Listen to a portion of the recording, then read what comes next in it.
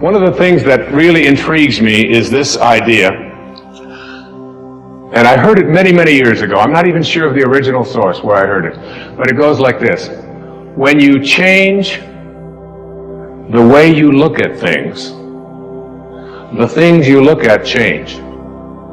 We've done an experiment. Just 10 minutes a day, 3 times a day with 120 people, trading resentment, frustration, fear for gratitude, appreciation, and thankfulness. Albert Einstein once observed that you have the most fundamental and major decision that you have to make in your life is this. Do I live in a friendly or a hostile universe? Which is it?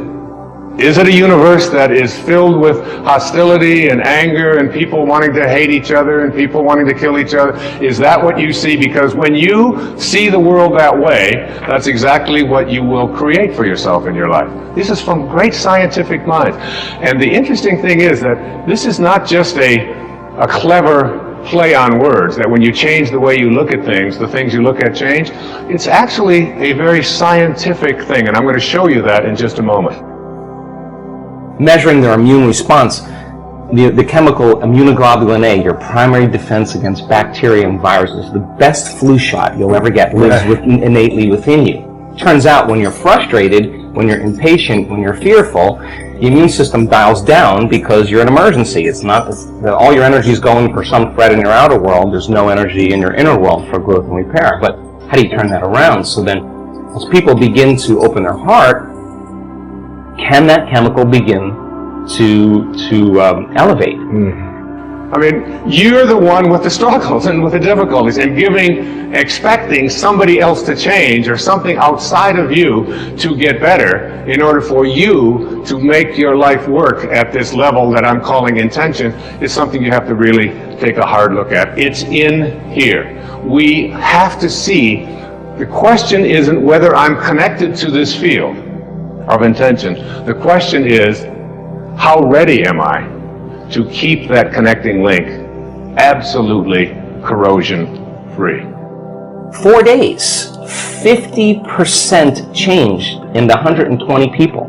Their IgA levels went up 50% in 4 days. That's your body's immune system is now upregulating genes that are making proteins and immunoglobulins and antibodies that you don't need a flu shot. In other words, your inner state is greater than your outer world. So then, just by doing that, we now know that your immune system is going to get stronger by the same means.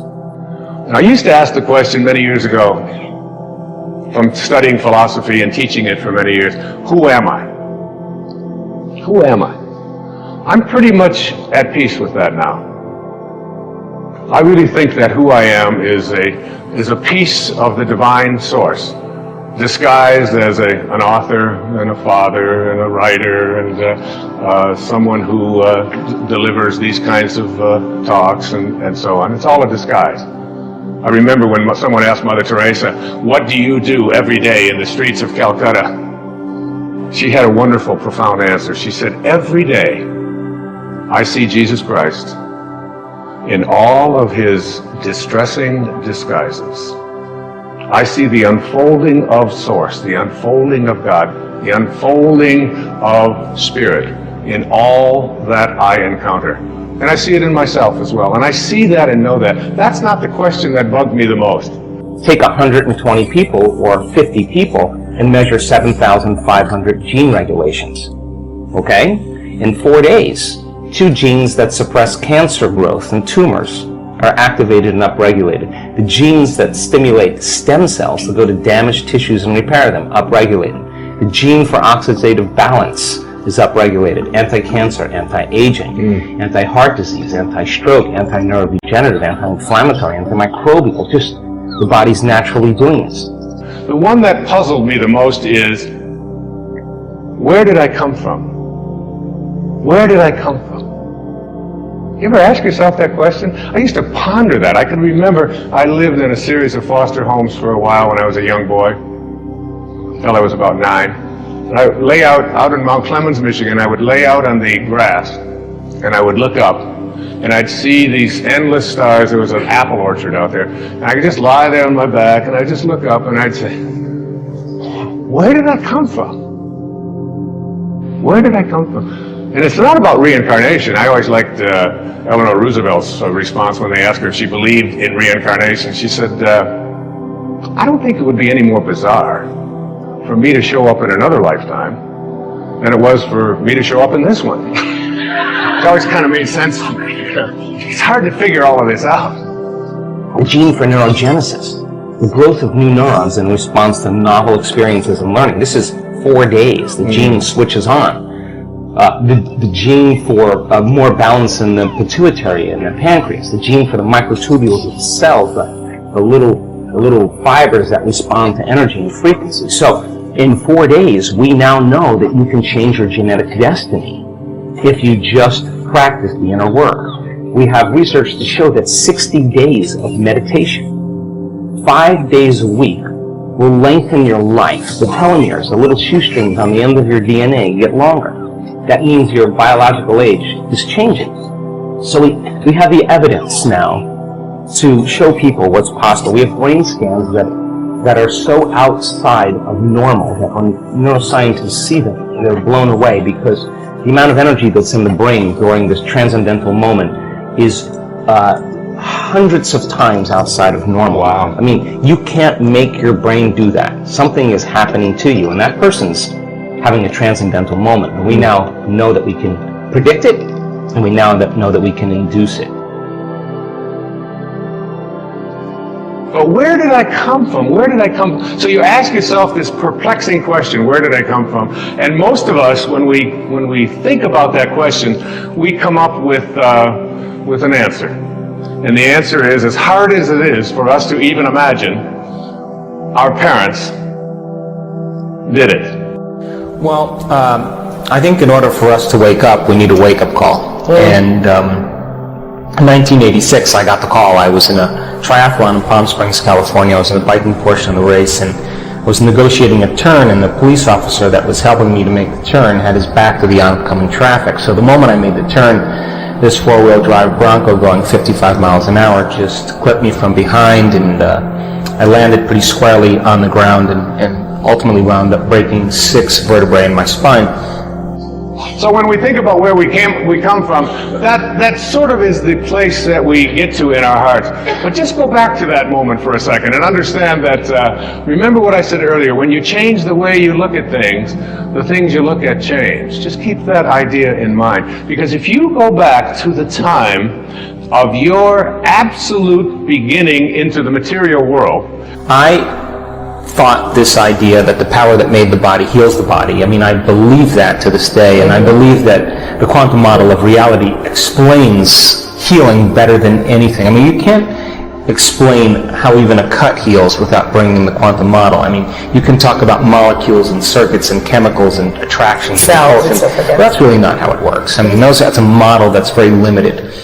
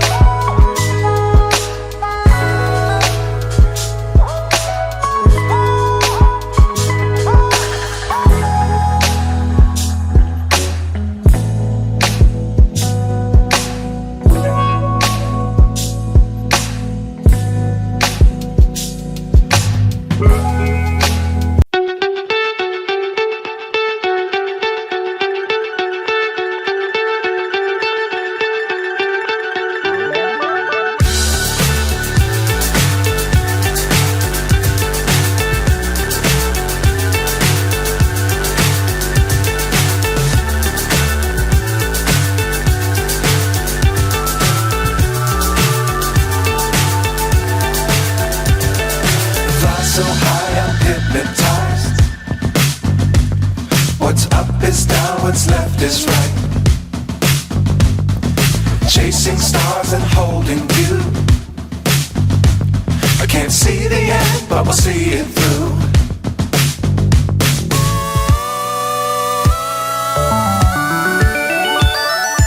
Flying, get on board. We're smiling on top of the world.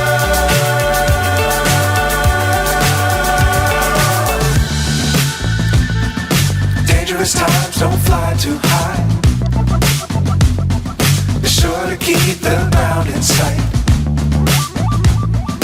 Fly forever if you keep it tight.